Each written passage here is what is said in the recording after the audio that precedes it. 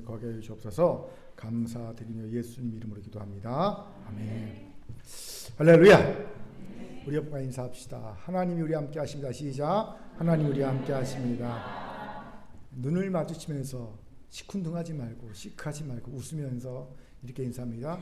당신의 얼굴을 보니 하나님의 얼굴을 보는 것 같습니다. 시작. 당신의 얼굴을 보니 하나님의 얼굴을 보는 것 같습니다.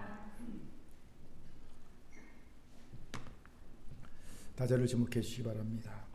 사진 하나를 보겠습니다. 사진 하나를 보죠. 이 사진은 이번에 미국에서 사모와 딸과 함께 아울렛 매장에 가서 찍은 사진입니다. 의류 매장에는요, 앉을 수 있는 의자가 마련되어 있고요. 중년의 남자들이 마치 동상처럼 앉아 있습니다. 저는 정말 인형인 줄 알았습니다. 가만히 보면요, 자세히 보면요, 뭐가 보이냐면요, 남자들이 핸드폰을 보고 있는 게 보입니다. 그다음 이 자세로 10분 이상을 앉아 있더라고요. 무슨 사연이 있을까요? 짐작이 갈 겁니다. 아내들이 열심히 옷을 고르는 것을 기다리고 있는 중입니다. 그런데 여러분이 보기에는 이런 남편들이 행복해 보이십니까? 전혀 아닙니다. 제가 보기에는요, 내가 누구, 여긴 어디 이러면서 있더라고요. 내가 누구, 여긴 어디. 그리고 진짜 미동동 이러고 있어요. 오죽했으면 제가 찍었겠습니까, 사진을. 도찰에 성공했습니다. 그럼에도 가정의 화목을 위해 동상이 될지언정 쇼핑을 따라와준 남편 입장에서 같은 남자로서 가상해 보였습니다. 그런데 문득 이런 생각이 들었어요. 만약 매사에 이런 모습이라면 우리는 하나님이 허락해 주신 인생에서 가장 중요한 조력자를 잃게 될 수도 있겠구나. 무슨 말입니까? 부부는 하나님이 인간에게 허락하신 최초의 조력자이지요. 하나님이 아담에게 하와를 창조해 주시면서 하신 말씀이 돕는 배필이 아닙니까? 창세기 2장 18절 힘있게 읽겠습니다. 같이 읽죠. 시작. 여호와 하나님이 이르시되 사람이 혼자 사는 것이 좋지 아니하니 내가 그를 위하여 돕는 배필을 지으리라 하시니라. 아멘. 이건 하와만 아담에게 돕는 배필이 되라는 말씀이 아닙니다. 대신 부부는 서로가 서로에게 돕는 배필이 되어야 한다는 말씀이지요. 돕는 배필은 다른 말로는 조력자입니다. 그렇게 부부는 하나님이 주신 최고의 조력자입니다. 그런데 현실은 어떻습니까? 사진 속의 남편들처럼 억지로 질질 끌려다니듯 조력을 하지요. 제대로 된 조력이 될 리가 없습니다. 실제로 저 사진 속에 인도계 남성분 같은 경우는요, 한 10분 정도 동상처럼 앉아있다가 드디어 못 참겠다는 듯이 일어서서 아내에게 가서 짜증 섞인 말을 막 하더라고요. 물론 제가 못 알아들었습니다. 이번 미국 가서 깨달은 사실 하나가 있습니다. 미국 사람들 진짜 영어를 잘하더라고요. 그런데 이건 아내도 마찬가지입니다. 하기 싫은데 억지로 하는 티가 팍팍 나게 살림을 하고 남편을 돕는다면 이건 역시 제대로 된 조력이 될 리가 없지요. 이러니 가장 최고의 조력자가 되라고 짝을 지으신 부부가 서로에게 뭐가 됩니까? 로또가 되는 거예요. 절대로 맞지 않는. 여러분, 이것이 얼마나 큰 손실이요 불행인지 알아야 합니다.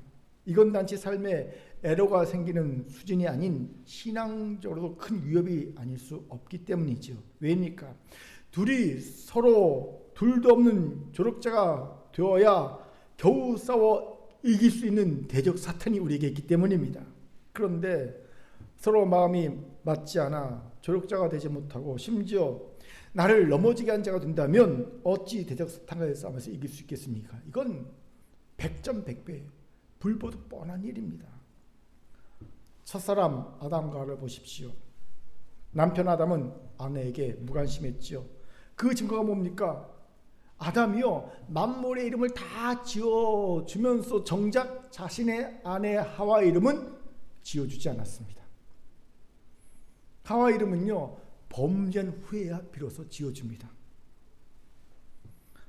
무관심했다는 겁니다. 방치했다는 겁니다. 가까우니까.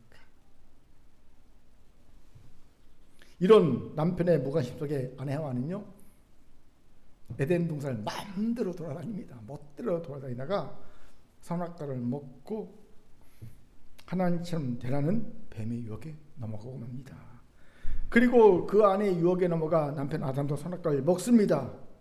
여기에서 우리는 남편 아담이 왜 그리 쉽게 아내의 유혹에 넘어갔는지를 알게 되죠. 분명 하나님은요 먹지 마라, 먹으면 정령 죽으리라 라고 말씀하셨는데 너무 쉽게 넘어가잖아요. 이유가 뭔지 아세요?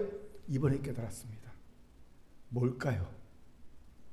만약에 하와가 선악과를 따먹고 와서 얼굴이 푸댕댕해졌거나 붓거나 반점이 생겼다면요 아담이 선악과를 먹었을까요? 안 먹었을 겁니다. 그런데 보니까 죽는다고 한 그 선악과를 먹었는데 아내가 생기발랄해요. 아무런 변화가 없어요. 오히려 눈이 반짝반짝거려요. 이거 이상하네? 먹어도 되나 보다. 그걸 먹은 거예요. 참 사람이 간사하지 않습니까? 보세요. 서로 최고의 조력자가 되라고 부부로 짝을 지어오셨는데 전혀 조력자 역할을 하지 못하자 첫 범죄가 일어나지 않습니까? 그 탓에 인간은 신라곤하게 되고요. 원죄하에 놓이게 됩니다. 엄청난 비극이 아닐 수 없죠. 그렇기에 임마누엘의 조력자로 성공하기 위해 반드시 챙겨야 하는 존재가 바로 내 배우자 혹은 내가 가장 사랑하는 연인이어야 한다는 거예요. 이들은 내게 가장 큰 영향을 미치는 자이기 때문입니다. 바로 이들을 참 조력자로 세워야 합니다. 이를 위해 내가 먼저 이들이 참 조력자가 되어줘야 한다는 겁니다. 오늘 이 깨달음과 결단의 은혜가 있기를 주의 이름으로 축원합니다. 아멘. 자, 저를 따라합시다. 사랑한다면 참 조력자가 됩시다. 시작. 사랑한다면 참 조력자가 됩시다. 아멘. 이런 우리에게 오늘 본문의 요셉이 주는 통찰이 귀하지요. 왜입니까? 요셉은 정원녀 마리아의 참 조력자가 되었기 때문입니다. 그리고 요셉의 조력은 단순히 남편이 아내를 돕는 차원을 넘어 임마누엘의 조력으로까지 승화되었기 때문이지요. 당연합니다. 만약 요셉의 조력이 없었다면 과연 마리아가 순탄에게 메시아 예수를 낳을 수 있었을까요? 물론 낳을 수 있었을 겁니다. 하나님이 다른 이의 도움을 통해서 그런 일을 행하셨을 겁니다. 하지만 굉장히 어려웠을 것이 분명해 보이지요. 여러분, 정혼자의 자녀가 아닌 남의 자녀를 잉태한 연인이 살 수 있는 길은요 야반도주, 그것도 외국으로 도망밖에 없었기 때문이지요. 아니면 화양에 처거나 돌에 맞아 죽는 수밖에 없었습니다. 관례대로. 그런데 요셉이 마리아를 감싸죠. 마치 자신의 자녀인 것처럼 마리아를 집으로 데리고 옵니다. 그리고 예수의 출산까지 마리아를 보호하죠. 적극적인 조력입니다. 옷가게에 있던 남편들과는 차원이 다른 조력이 아닐 수 없어요. 그렇게 요셉이야말로 임마누엘의 조력자 중 단연 으뜸이라 할 수 있습니다. 어쩜 당연한 일이 아니겠습니까? 남편이니까. 배우자야말로 하나님이 주신 으뜸의 조력자이고 으뜸의 조력자이기 때문이지요. 여기서 질문이 생깁니다. 요셉은 어떻게 이런 으뜸의 조력자가 될 수 있었을까? 그리고 결국 임마누엘의 조력자가 승화까지 될 수 있었을까? 그 비결을 같이 알아봅시다. 먼저 그는 배려의 사람이었다는 겁니다. 우리 본문 18절부터 20절 첫 구절까지 읽겠습니다. 시작. 예수 그리스도의 나심은 이러하니라. 그의 어머니 마리아가 요셉과 약혼하고 동거하기 전에 성령으로 잉태된 것이 나타났더니 그의 남편 요셉은 의로운 사람이라 그를 드러내지 아니하고 가만히 끊고자 하여 이 일을 생각할 때. 아멘. 보세요. 요셉은 자신의 정혼녀가 자신과 동거하기도 전에 임신했다는 소식을 접합니다. 기가 막힌 노릇이 아닐 수 없었을 겁니다. 남성분들 한번 생각해 보세요. 여러분이 하면 어찌했을 것 같습니까? 아마 저 같으면 당장 마리아에게 달려가서 추궁했을 것 같습니다. 그리고 내가 원하는 답이 나오지 않으면 고발을 했을 것도 같습니다. 그런데 요셉을 보세요.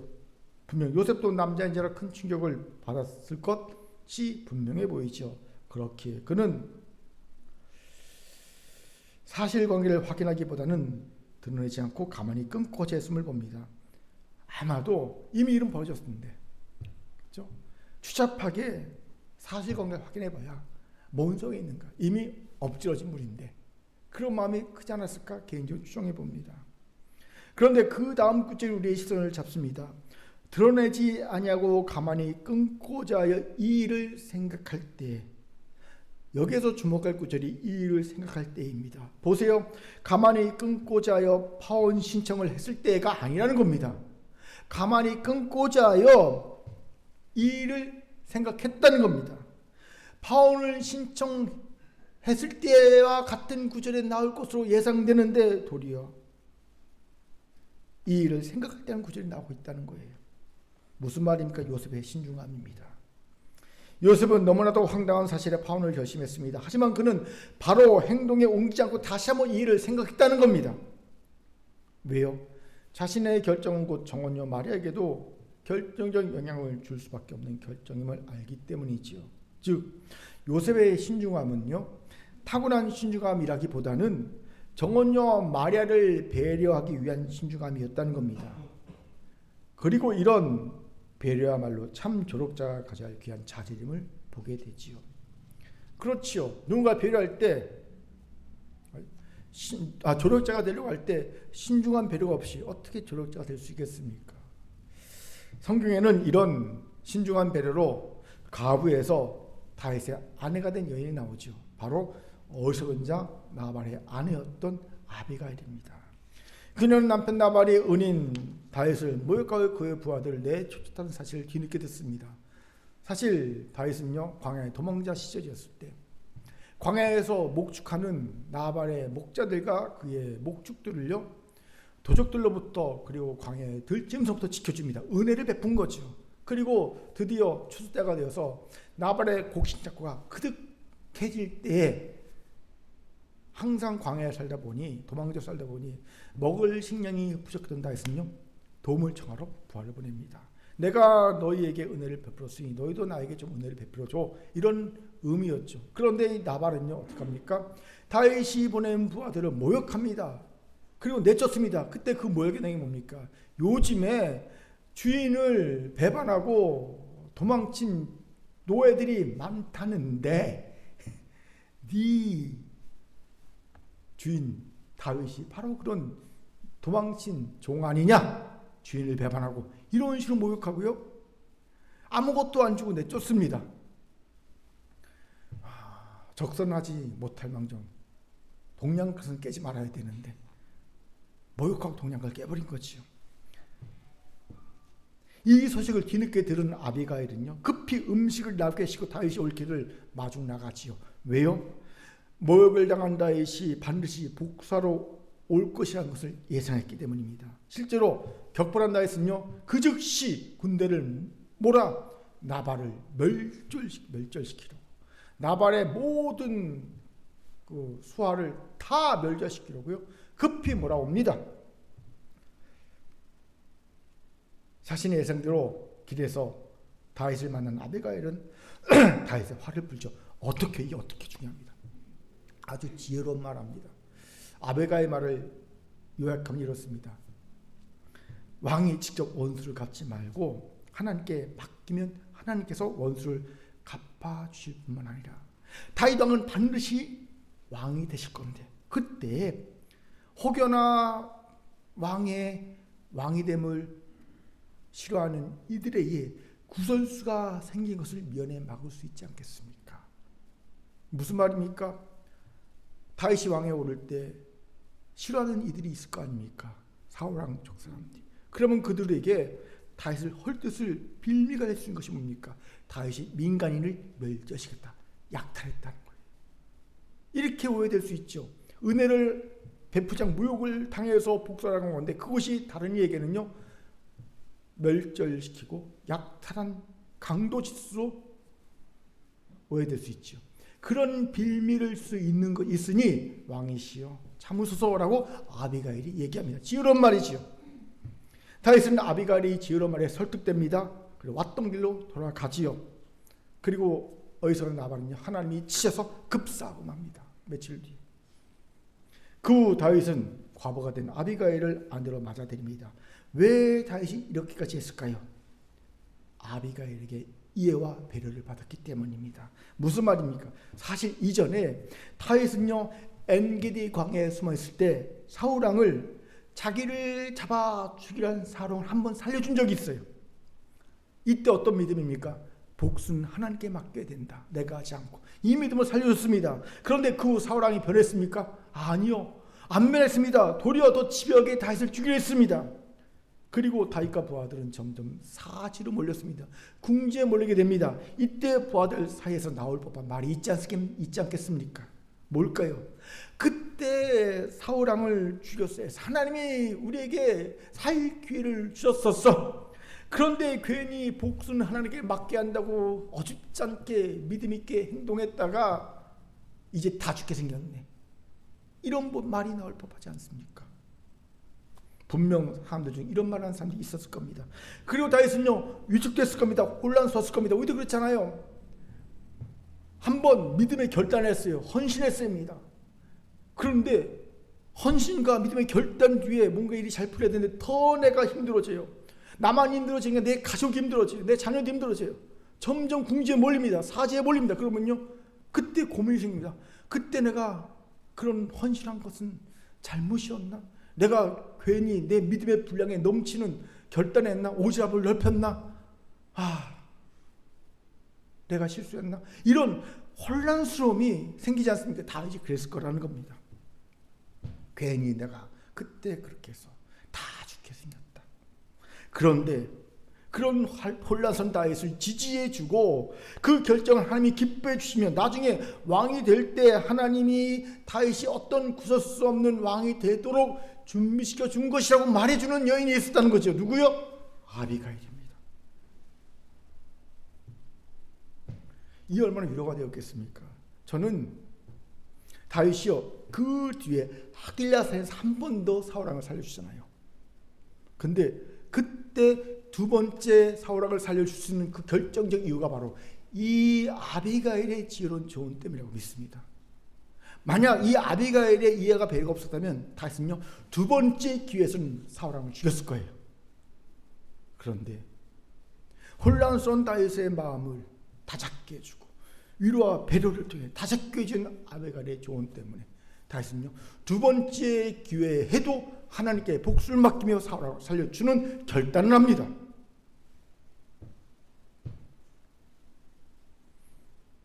아비가일의 지지, 이해, 배려를 받은 다윗이 살아난 거죠. 그럼 아비가일은 어떻게 이런 이해와 위로의 말을 해줄 수 있었을까요? 신중함으로 다윗을 배려했기 때문이라는 겁니다. 이스라엘의 왕이 될 다윗의 입장을 신중하게 배려한 겁니다. 그리고 과부 아비가일은 자신의 목숨을 구할 뿐 아니라 다윗의 아내까지 됩니다. 다윗이 훌륭한 조력자를 알아본 거지요. 그렇게 참 조력자가 되어 임마누엘의 조력자까지 승화되기 원합니까? 그렇다면 신중하게 상대를 배려해야 합니다. 질문, 어떻게 하는 것이 신중하게 배려하는 것일까요? 여러분 잘 들어보세요. 상대의 입장에서 생각하고 이해하는 겁니다. 우리의 실수가 뭔지 아십니까? 자꾸 내 입장에서 내가 생각하기에 좋은 것을 상대에게 해주는 것을 배려라고 착각한다는 거예요. 그래서 많이 하는 것이 잔소리지 않습니까? 여러분, 잔소리는 배려가 아닙니다. 예. 왜요? 잔소리는요, 상대가 다 잘 되라고 하는 옳은 말이기 때문입니다. 그런데 아십시오. 여러분, 비유로 들면 우리 몸에 물이 70%잖아요, 수분이. 그리고 하루에 우리는 1.5리터에서 2.5리터의 물을 먹어야 삽니다. 하지만 물도 너무 많이 먹으면 물 중독증이 있죠. 죽을 수 있습니다. 마찬가지도 잔소리, 올라간 잔소리, 과하면요, 관계가 깨지게 합니다. 왜요? 심리학적으로 말하면 잔소리는 엄밀하게 상대를 위한 거 아니야. 내 불안을 잠재우기 위한, 내 마음이 편해지기 위한 옳은 소리이기 때문입니다. 여러분, 우리 그러죠. 나는 다 너를 위해서 하는 말이야. 그런데요, 심리학적으로 보면요, 사실 내가 불안해서 하는 거예요. 내가 편해지기 위해서 상대를 위한다는 명목으로 하는 게 잔소리고 과한 게 잔소리이기 때문입니다. 그렇게 여러분 참 배려를 하려면 내가 아닌 상대 입장에서 상대에게 옳은 것을 생각하고 이해하고 노력해야 합니다. 이를 위해 필요한 것이 뭔지 아세요? 바로 선택이라는 겁니다. 왜 갑자기 선택입니까? 사실 우리는 어떻게 하는 것이 상대에 대한 배려인지를 잘 압니다. 그런데 알면서 우리는 배려가 아닌 비배려를 선택하곤 합니다. 왜일까요? 왜 배우자에게 그리고 가장 사랑하는 연인에게 우리는 이게 배려라는 걸 알면서 비배려를 선택하게 될까요? 제가 이 부분에 대해서 알아봤더니 생각지 못한 이유가 나오더라고요. 상대를 이기고 싶기 때문이라는 거예요. 이것에 주목합시다. 놀랍게도 조력자가 되어야 할 우리가 조력이 아닌 이기고자 하는 마음이 있다는 겁니다. 그렇기에 제가 읽은 책에서 부부 배려에 대해서 이런 얘기를 하더라고요. 부부 배려란 이기고 싶은 마음보다 함께 가고 싶은 마음을 선택하는 것이다. 부부 배려란 상대를 이기고 싶은 마음보다 함께 가고 싶은 마음을 선택하는 것이다. 저를 돌아보니 저도 이기고 싶은 마음이 들 때 비배려를 선택한 것을 알 수가 있었습니다. 그렇게 조력자가 되어 가지고도 여전히 이기려는 옛사람이 있습니까? 난 조력자가 분명한데 자꾸 상대방을 이기려는 마음이 있습니까? 옛사람이거든요. 그 옛사람은 십자가에 못 박아야 합니다. 그때 비로소 배려를 선택할 수 있다는 거예요. 사랑하는 관계 성도 여러분, 임마누엘의 조력자가 되기 원합니까? 그렇다면 먼저 배우자에게 가장 사랑하는 이에게 신중한 배려의 사람이 되어 주시기 바랍니다. 이를 위해 이기고자 하는 옛사람을 십자가에 못 박으세요. 그리고 작은 것도 배려를 선택하고 연습하시기 바랍니다. 그러면 우리도 요셉처럼 임마누엘의 조력자로 승화될 줄 믿습니다. 아멘. 자자를 따합시다. 이기고자 하는 옛사람을 십자가에 못 박고 옆 분과 웃으며 인사합니다. 배려를 선택하는 것을 훈련합시다. 시작. 배려를 선택하는 것을 훈련합시다. 아멘. 두 번째, 요셉은 잘못을 깨닫고 돌이킬 수 있는 자였다는 거예요. 무슨 말입니까? 18, 19절 보면 쉽게 요셉이 다른 유대인들과 다른 의의 기준을 가졌음을 알게 됩니다. 생각해 보세요. 자신의 정혼여인 마리아가 임신했다는 것을 알고 나서 보통의 모세 율법을 준수한다는 의인들은 어떻게 행동할 것 같습니까? 율법의 의거에 장로들에게 고발하고 그 부정함에 대한 대가를 치르게 하는 것, 이게 그 당시 통용되는 의인의 기준일 겁니다. 그런데 요셉은요, 의로운 사람이라 이를 드러내지 않고 가만히 끊고자 합니다. 그의 의가 분명 모세 율법이 말하는 의와는 결이 다른 의라는 것을 짐작하게 되는 구절이죠. 그렇습니다.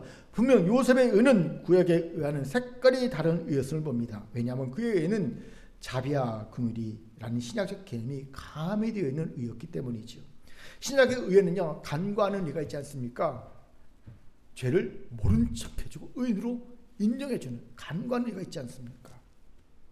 그런데 요셉의 의가 그런 의의 성격을 가졌다는 겁니다. 당연합니다. 자비와 긍휼의 마음이 없이 어찌 자신의 정혼녀가 다른 사내의 아내를 임신한 것을 알고도 가만히 끊고자 할 것이겠습니까? 그렇게 요셉이 구약의 의인의 개념과는 좀 다른 신약적 의인의 개념을 가졌음을 알 수 있습니다. 한마디로 마태복음에서 말하는 더 나은 의의 개념을 가진 자예요. 왜 요셉이 마태복음 1장에 기록되어 있는가? 예수님 말씀하신 너희가 서기관과 바리새인보다 더 낫지 않냐면 결단코 천국에 들어가지 못하리라 했을 때 그 더 나은 의의 표본이에요. 요셉은 더 나은 의의 표본입니다. 그렇게 마태복음 1장에 기록되어 있는 거예요. 그런데 여기서 우리가 더 깊게 보아야 할 것이 있습니다. 그것은 요셉이 분명 다른 의인들과는 다른 신약적 의, 더 나은 의를 가지고 있는 분명하지만 임마누엘의 조력자가 되기에는 여전히 그 의가 부족했다는 거예요. 왜입니까? 간단합니다. 그는 더 나은 의로 마리아를 고발하고 돌에 맞아 죽게 하진 않았지만 가만히 끊고자 했잖아요. 여러분, 가만히 끊으면 끝나는 겁니다. 임마누엘의 조력자 못하는 거지 않습니까? 또 사실 가만히 끊는 것도 마리아에게는 사형선고랑 마찬가지였을 것이기 때문이지요. 정혼자가 있는 여인이 임신한 채 정혼자의 벌을 받는다. 당시 사회에서는요, 그건 사형 선고입니다. 살 수가 없죠. 여러분, 수가성 여인이 왜 남편을 다섯이나 가르쳤습니까? 막 정욕이 불타올라서요? 아닙니다. 당시 여인들은요, 남편과 결혼하지 않으면, 남편에게 종속되지 않으면 경제적인 능력이 없어요. 굶어 죽습니다. 그러니까 어쩔 수 없이 결혼한 거예요. 그나마 그녀는요, 인물이 받쳐줘서 5명 갖고도 결혼할 수 있어요. 근데 그렇지 못한 여자들은요, 죽는 거거든요. 그러니 가만히 끊는 것도 사실은 사형 선고죠. 아마 멸시와 조롱을 받았을 겁니다. 죽지 못해 살아가야 했을 거예요. 그렇게 요셉이 진짜 메시아 예수의 아버지가 될 만한 의를 가지니 임마누엘의 조력자라면 그는 분명 다르게 행동했을 것으로 보입니다. 어떻게 해요? 좀 더 인내와 기다림을 가지고 자초지종을 자세히 알아보고 하나님의 뜻을 물어야 했을 거라는 겁니다. 생각해 보세요. 우리는 요셉이 어떤 경로로 마리아가 잉태했는지를 잘 모릅니다. 성경에 알려주고 있지 않기 때문입니다. 하지만 누가복음을 통해 짐작되는 바가 있죠. 누가복음을 보면 자신이 잉태한 것을 안 마리아가 누구를 갑니까? 누구 집에 갑니까? 산속에 살고 있는 친족 엘리사벳 집에 갑니다. 그리고 3개월 머뭅니다. 여러분, 이게 소문이 날까 안 날까요? 옛날에는요, 옆집에 숟가락에 몇 개 있는지 다 아는 시대 아닙니까? 이스라엘도 비슷합니다. 갑자기 먼 지적이 산골에 있는 엘리사벳 집으로 애가 왔대. 동네에 소문이 났을 겁니다. 왜 왔대? 근데 3개월간 있습니다. 사람들이 온갖 추측을 했을 겁니다. 뭐 때문에 왔을까? 분명 문제가 있을 거야. 보통 그때 당시에 문제는 뭡니까? 저 임신해서 오지 않았나? 남자 때문에 오지 않았나? 등등 막 추정이 있었을 겁니다.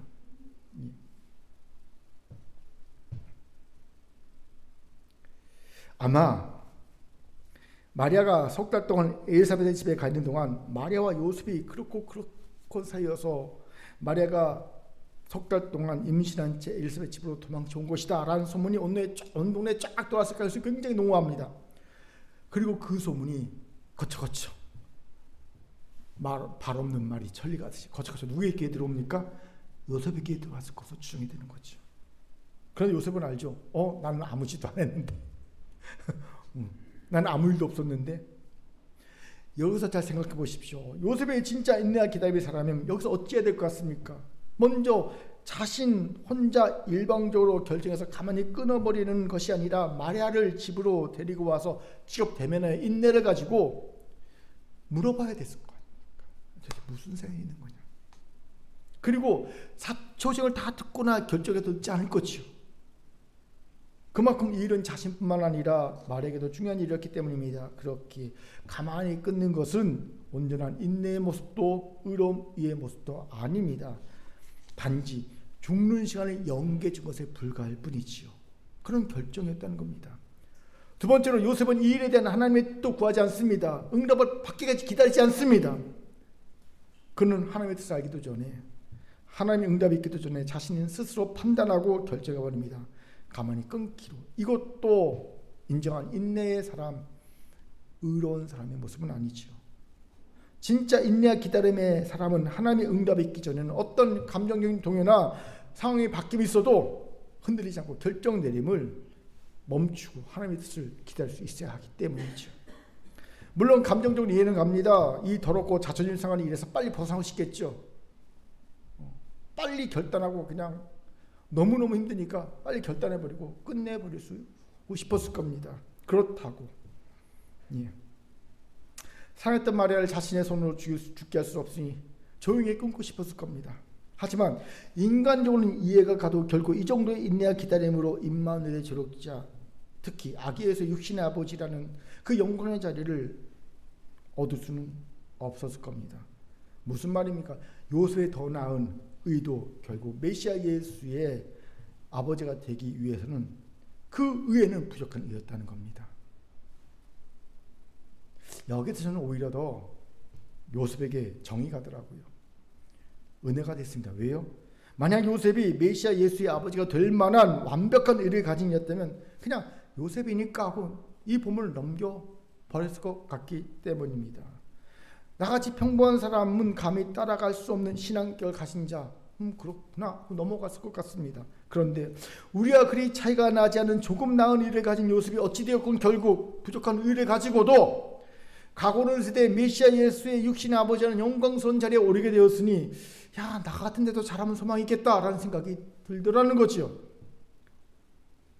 그렇게 살아온 큰교회 성도 여러분, 이 대림절 기간에 임마누엘의 조력자가 되어 요셉과 같은 영광의 자리에 서기 원한다면, 하지만 내 의가 그런 소망을 이루기에 너무 부족하다 느낀다면 그렇다고 포기하지 말고 용기를 가지세요. 부족한 일을 가진 요셉도 행하고 있지 않습니까? 그렇게 우리도 할 수가 있습니다. 아멘. 중요한 질문이 생기죠. 어떻게 요셉은 부족한 일을 가지고 임마누엘 조력까지 될 수 있었을까요? 20절 같이 읽겠습니다. 같이 읽죠. 시작. 이 일을 생각할 때 주의 사자가 현몽하여 이르되 자이세의 자손 요셉아 네 안에 마리아 데려오기를 무서워하지 말라. 그에게 잉태된 자는 성령으로 된 것이라. 아멘. 보세요. 요셉은 꿈에서 책망 속인 주의 사자의 말씀을 듣습니다. 20절을 보면 내 안에 마리아라고 말씀하십니다. 이 말인즉 내가 끝까지 책임질 네 아내야 라고 하나님 못 박는 겁니다.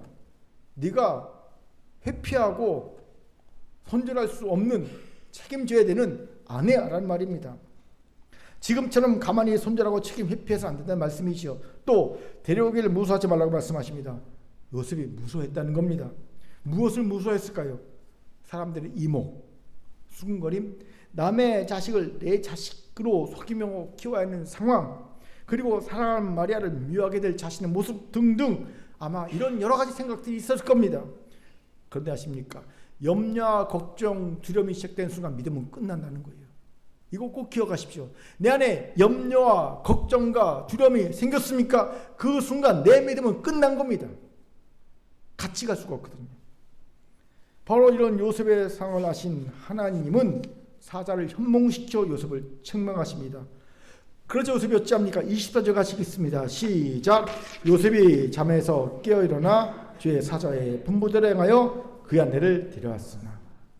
24절 흥미로운 것은요, 요셉이 이해한 후가 아니라 깨어 일어난 후에 곧바로 분부대로 행했다는 점이에요.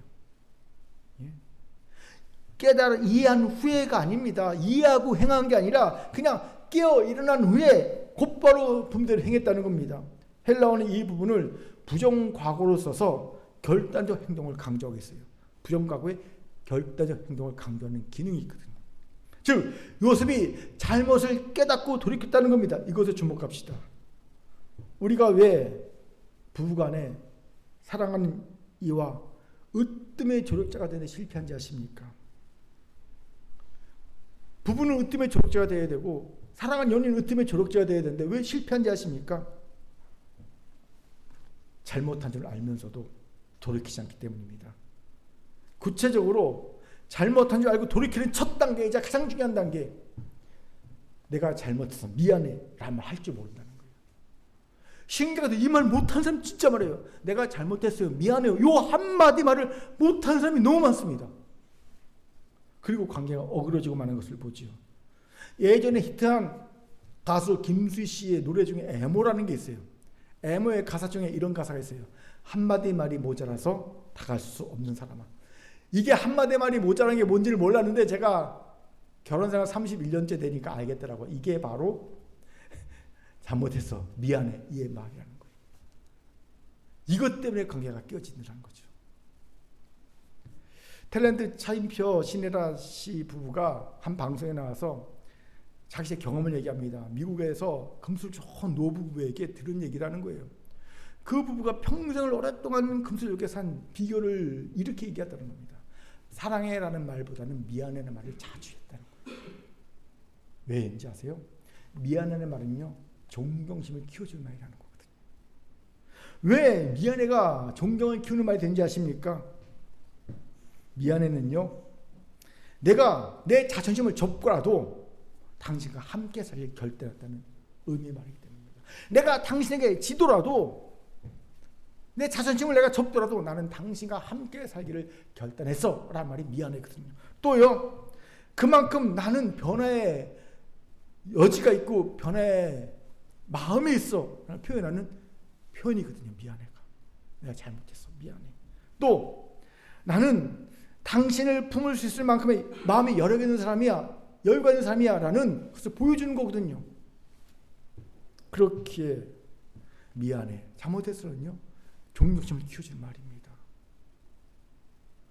여러분 잘못을 깨닫고 돌이키길 원합니까? 그래서 내가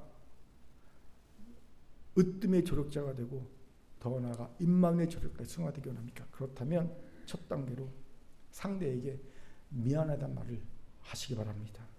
그리고 미안한 자의 행동을 보여셔야 합니다. 요셉은 잠에서 깨어나자마자 아내 마리아를 데려왔지 않습니까? 우린 이 부분도 약하지요. 말은 미안하다고 하면서 뒤따르는 건 거의 없다라는 거지요. 이러니 신뢰와 존경이 생길 수가 없고 참 조력자가 되기도 실패하고 마는 겁니다. 이러니가 어찌 임마누엘의 조력자를 승화할 수 있겠습니까? 가장 사랑하는 으뜸인 조력자가 되라고 준 배우자에게, 가장 사랑하는 연인에게 조력자가 되지 못하는 이가 어떻게 임마누엘의 조력자가 될 수 있겠냐는 거죠. 말이 안 되지요. 그렇게 사랑하는 성도 여러분, 누구나 다 잘못은 할 수 있지만 오직 깨닫고 돌이키는 수 있는 자만이 연약함과 죄악 가운데서도 사랑하는 이의 조력자가 되고 마침내 임마누엘의 조력자가 될 수 있음을 깨달으시기 바랍니다. 오늘 이 깨달음과 돌이킴이 있기를 주의 이름으로 축원합니다. 아멘. 자, 옆방에 이렇게 인사합시다. 잘못을 깨달았다면 즉시 돌이킵시다. 시작. 잘못을 깨달았다면 즉시 돌이킵시다. 아멘. 세 번째, 요셉은요, 말씀보다 더한 헌신을 했더라는 거예요. 25절 같이 읽겠습니다. 시작. 아들을 낳기까지 동침하지 아니하더니 라함의 이름을 예수라 하니라. 아멘. 보세요. 성경은 요셉이 아내 마리아와 결혼하고도 아내와 동침하지 않았다고 기록하고 있습니다. 왜일까요? 미워서요? 아닐 겁니다. 두려워서요? 아닐 겁니다. 껄끄러워서요? 그럴 수 있을 것 같아요. 예. 하지만 진짜 이유는 다른 데 있지요. 바로 더한 헌신을 하기 위해서입니다. 무슨 말입니까? 사실 주의 천사가 요셉에게 명령한 것은 단순하죠. 마리아 데려오기를 두려워하지 말고 데려와서 잘 살라는 거죠. 그렇게 요셉은요, 그냥 그 말씀대로 행하면 순종하는 겁니다. 데려와서 살면 되는 거예요. 사는 거 할 거 없어요. 데려와서 살면 되는 겁니다. 그런데 요셉은 단순히 말씀대로만 순종하는데 그치지 않았습니다. 대신 그는 더한 헌신을 작정하죠. 어떻게 해요? 그는 자신이 마리아와 태중의 아이를 지키고 보호해야 한다는 사명감을 가진 분입니다. 왜요? 실제적으로 하나님 외에 인간들 중 마리아와 태중의 아이를 지킬 수 있는 권세, 능력을 가지는 자기밖에 없다고 생각했기 때문입니다. 그렇게 하나님이 자신에게 마리아를 데려다가 살러 가실 때는 지킬 사명까지 주셨다는 것을 쉽게 이해할 수 있었던 거죠.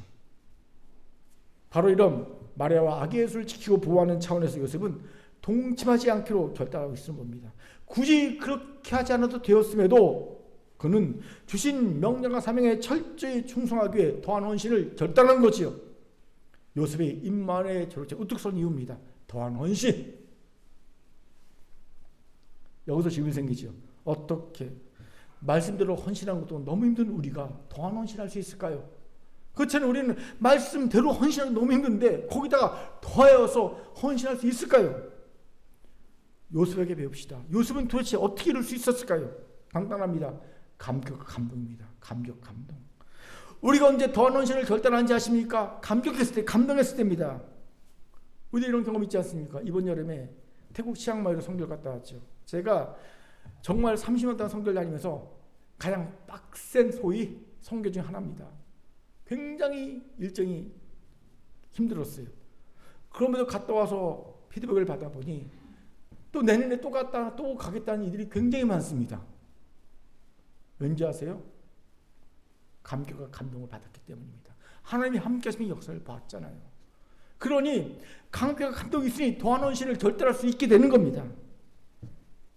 바로 이겁니다. 요셉이 바로 그런 감격과 감동을 느꼈다는 겁니다. 이것이 놀랍지 않습니까? 어떻게 이런 상황에서 감격과 감동을 느낄 수 있었을까요? 처녀가 아이를 임신하고 자신은 여러 어려움을 감내하는 상황인데 말입니다. 간단하지요. 요셉은 먼저 그의 나라 그 일을 구하는 자였기 때문입니다. 구체적으로 그는 이스라엘의 구원을 바라는 자였습니다. 그는 누구보다도 메시아의 탄생을 갈망하던 자였지요. 아마 그렇게 하나님은 육신의 아버지로 요셉을 딱 찍은 것이 아닐까 싶습니다. 다윗의 자손이기 때문에 아니에요. 여러분, 그 당시 다윗의 자손이 요셉 하나만 있었을까요? 속담 말에 천지 삐까리처럼 많았을 겁니다. 우리 할아버지만 해도 자손이 저만 있는 게 아니지 않습니까? 왕족 다윗의 자손이요, 얼마나 많겠습니까?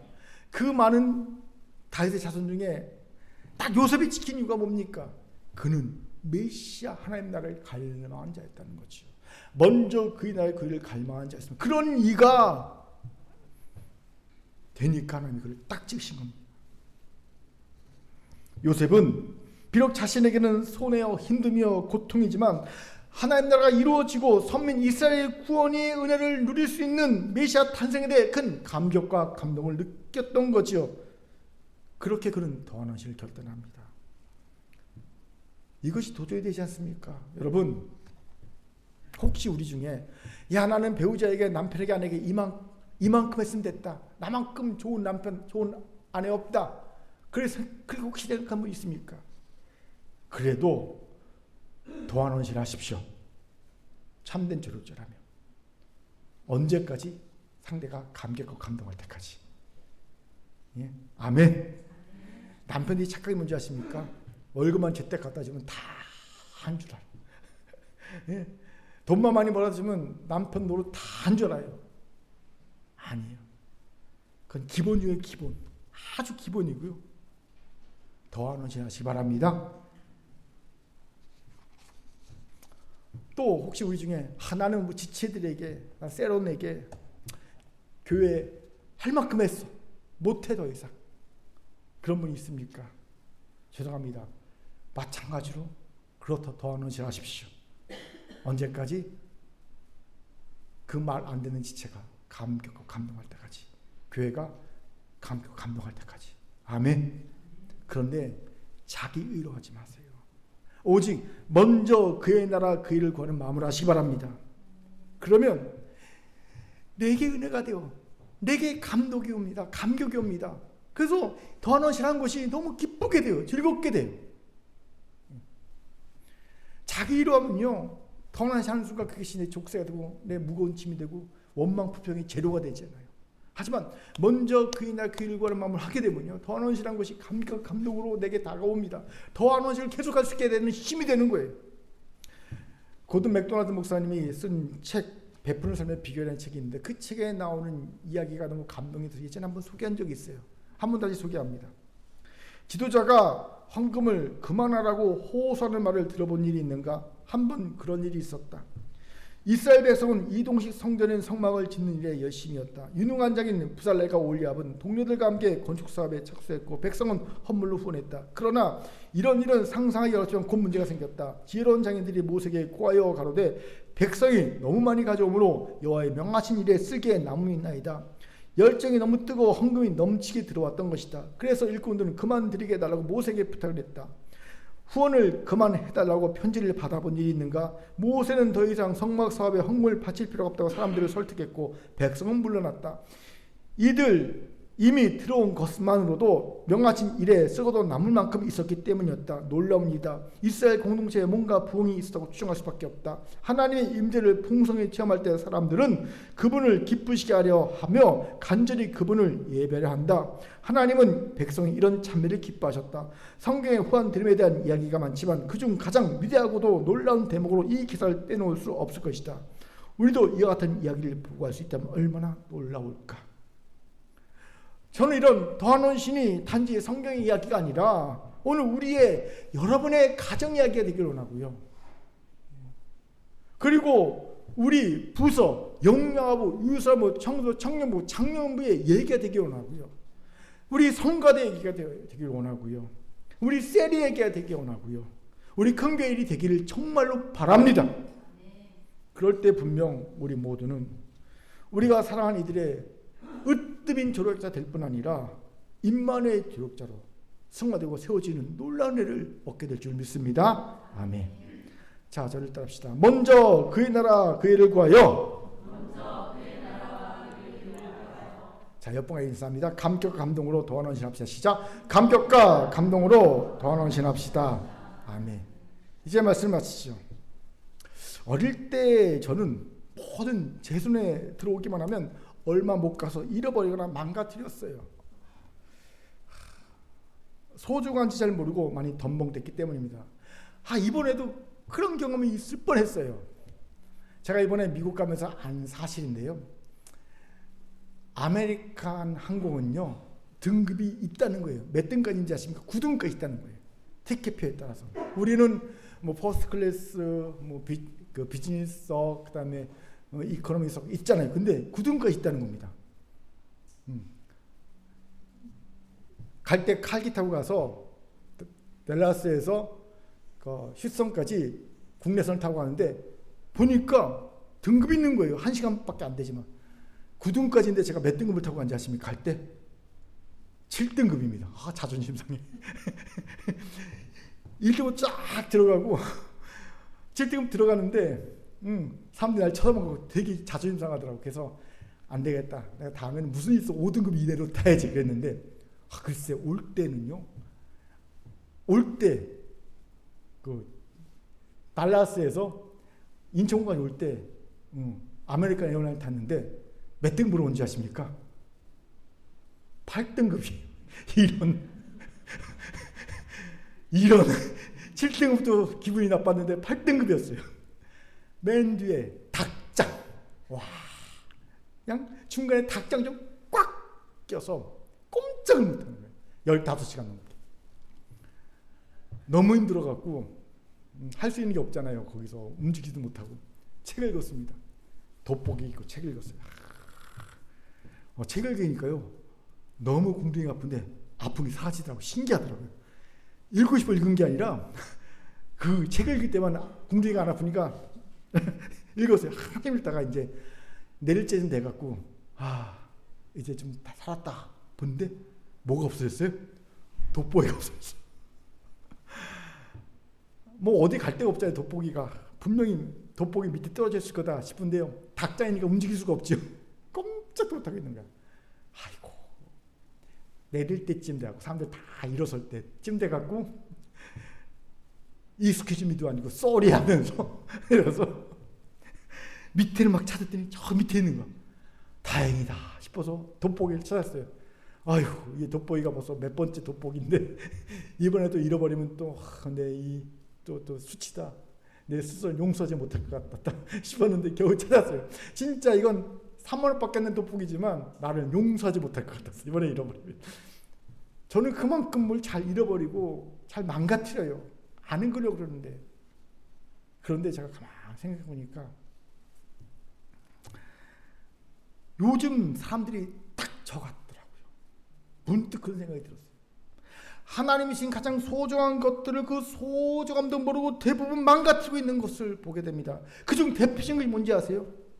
으뜸인 조력자이신 배우자예요. 사랑하는 연인입니다. 으뜸인 조력자가 데려가 주셨는데 로또는커녕 안 맞는 로또는커녕 저가의 동심이 된 사람이 너무 많습니다. 여러분 배우자하고 너무 훌륭한 졸업자라서 난 행복해야 하는 사람이 가장 몇이나 될까요? 그냥 산이 사는 거지. 그렇죠? 산이 사는 거잖아요. 예. 그놈이나 저놈이나 다 거기서 거기니까 참고 살자. 뭐 그런 거 아니겠습니까? 예. 속내를 딱 까보면 행복해 보이도 속내를 딱 까보면 그냥 거기서 거기 다 그놈이나 그 뭐나 거기서 거기니까 살지 뭐 그러고 살지 않겠습니까? 이런 일이 어떻게 임마누엘의 졸업자는 사명을 맡길 수 있겠습니까? 못 맡기는 거죠. 으뜸인 졸업자조차도 적과의 동시에 만들어버리는데 어떻게 임마누엘 졸업자의 사명을 감당할 수 있겠습니까? 여러분 아시기 바랍니다. 배우자는요 한쪽이 신앙생활을 방해하고 신앙생활에 삐끗만 해도요 한쪽이 무너져 버립니다. 같이. 제가 몇 번 얘기했잖아요. 남자 집사님 신방을 갔는데 난 집사님인 줄 알았더니 목사님이야. 아니 목사님이 왜 목회를 안 하시고 계세요 했더니 이유가 있어요. 아내가 불신자야. 아내가 불신자니까 내가 목사라도 목회를 못하는 거야. 그리고 집사로 사는 거야 평생을. 그렇게 여러분 이제 요셉에게 도전을 받읍시다. 그래서 우리도 배우자나 사랑에 으뜸인 조력자 됩시다. 아멘. 그래서 임마누엘의 조력자까지 승화되시기 바랍니다. 어떻게 해요? 첫 번째, 신중한 배려의 사람이 됩시다. 이를 위해 이기고자 하는 옛사람을 십자가에 못 박고 배려를 선택하는 것을 훈련합시다. 두 번째, 잘못을 깨달았다면 즉시 돌이킵시다. 미안해라는 말을 자주 하고 그 말에 맞는 행동을 하시기 바랍니다. 세 번째, 먼저 그의 나라 의를 구하며 감격과 감동을 더나오시합시다. 이 대림절 기간에 우리 모두 요셉처럼 임마누엘의 조력자 우뚝 서는 은혜와 결단이 있기를 주의 이름으로 축원합니다. 하나님의 말씀이었습니다. 아멘. 기도합니다. 사랑과 자비하는 참 감사합니다. 하나님, 오늘 요셉처럼 배우자에게 가장 사랑하는 자에게 으뜸인 조력자가 되어 임마누엘의 조력자에 승화되는 우리 모두가 되게 도와주옵소서. 감사드리며 예수님 이름으로 기도합니다. 아멘.